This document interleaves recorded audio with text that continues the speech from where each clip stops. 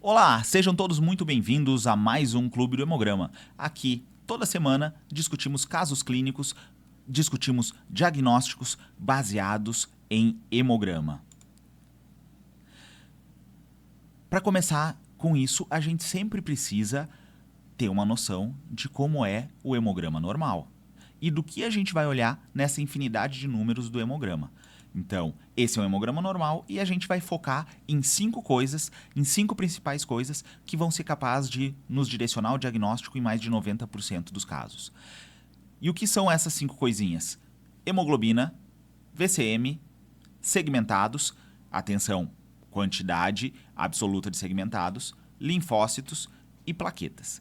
Nisso que a gente vai focar e com isso a gente vai conseguir resolver a imensa maioria dos nossos casos, né? E a gente tem diversos casos lá no nosso Instagram e principalmente no nosso YouTube, se vocês quiserem acompanhar, mas se precisarem de uma análise mais aprofundada, de uma quantidade maior de casos, a gente tem o acesso à nossa plataforma VIP, onde a gente tem dezenas de casos e ainda os fluxos diagnósticos e o aplicativo para que vocês possam avaliar, para que vocês possam ver as aulas, tá? Bom, então vamos para o nosso caso de hoje. Esse é o caso que eu trago para vocês hoje. Então, a gente sempre começa olhando o hemograma pelas 5 coisas, né, que vão nos chamar a atenção. Então, hemoglobina, VCM, segmentados, linfócitos e plaquetas, tá?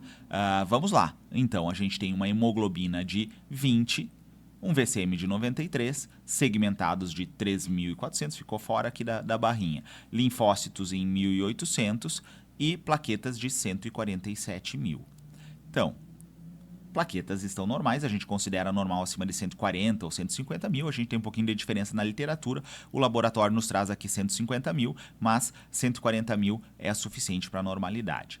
Linfócitos estão em quantidades normais, neutrófilos, que são segmentados aqui no caso, estão em quantidades normais. Então, série plaquetária está normal, série branca está normal. Vamos para a série vermelha. Onde a gente tem aqui? O que a gente tem na série vermelha?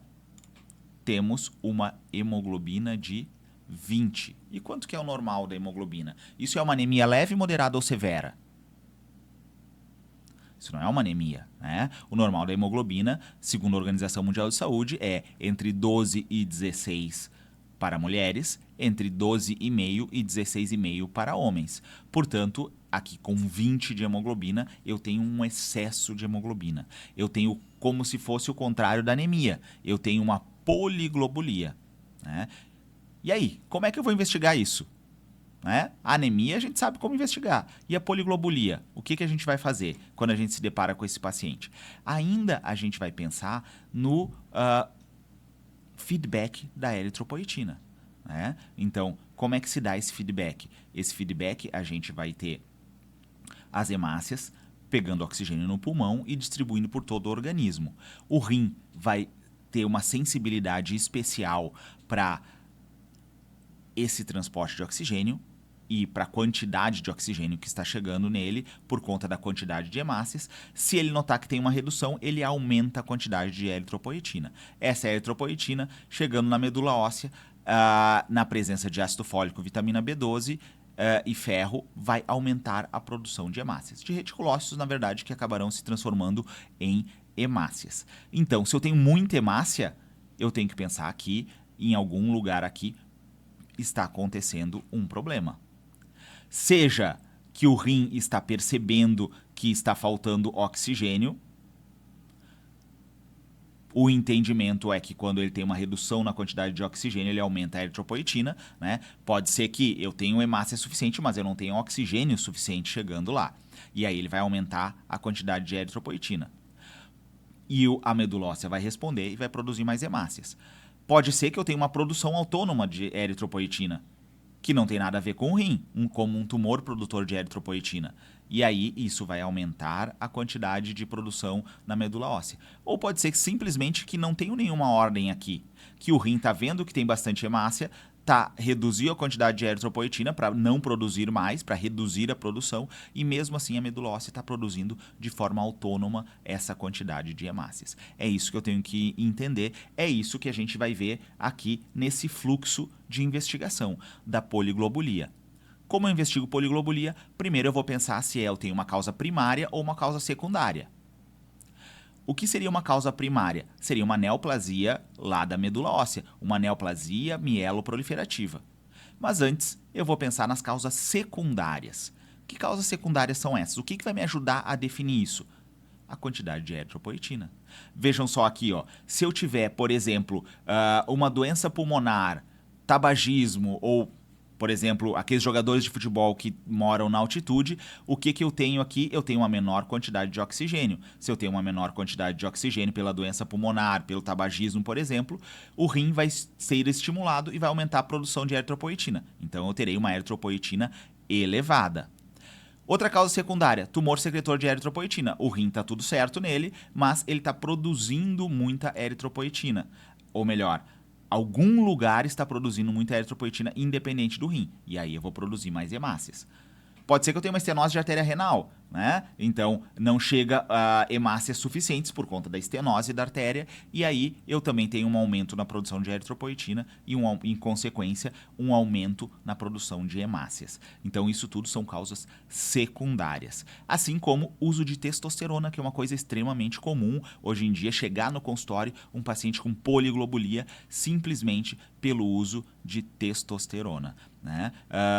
E isso é de extremo risco, principalmente quando essa testosterona é usada simplesmente por fins estéticos, ignorando os riscos de poliglobulia, riscos de isquemia, riscos de tanto infarto quanto AVC, assim como de trombose.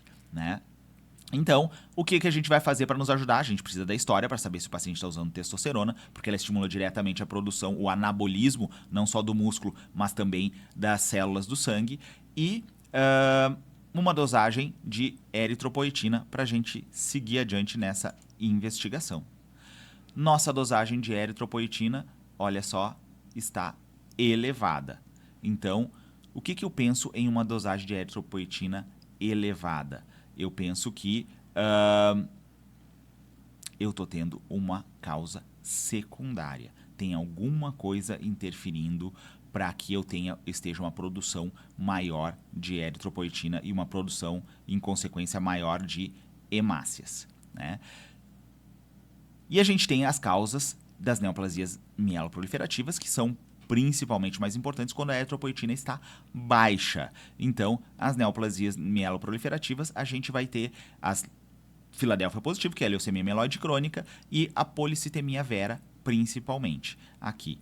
E como é que a gente vai saber isso? A gente tem testes genéticos para excluir isso. Então, muitas vezes, a gente acaba pedindo todos esses testes em uma vez só para o paciente, que é como a gente fez aqui. Então, a gente tem o teste do BCR-ABL, da translocação do BCR-ABL, que veio negativo, excluindo leucemia mieloide crônica. Então, temos a mutação do JAK2, V617F, né, o JAK2, que veio com ausência de mutação. Então, quer dizer que não é também policitemia vera, porque todas essas doenças são baseadas nessa mutação do JAK2, e o JAK2 na policitemia vera está presente em torno de 95% das vezes. Então, eu poderia simplesmente ter ficado só com a eritropoetina, mas como eu tentei aumentar a sensibilidade dos meus testes e pedi todos os testes juntos, então a eritropoetina isolada já me mostrava que era uma causa secundária e não uma causa primária, e aqui eu tenho a confirmação da negatividade das causas primárias que poderiam gerar esse aumento de hemoglobina.